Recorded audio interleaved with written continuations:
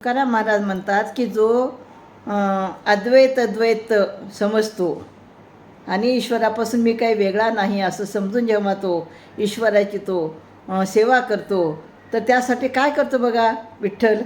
धावे त्याशी फावे दुजे उगुनी गोवे घ्यावे भरून या घर मग नाही येरझार धनी उभे केले पुंडलिका या लागले तुका मने ठसा गेला पडून आयसा.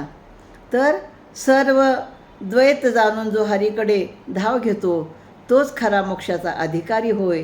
आपले अंतकरणरूपी घर देवाच्या प्रेमाने परिपूर्ण भरावे म्हणजे जन्ममरणाची चिंता आणि इरझाराची चिंताच राहणार नाही.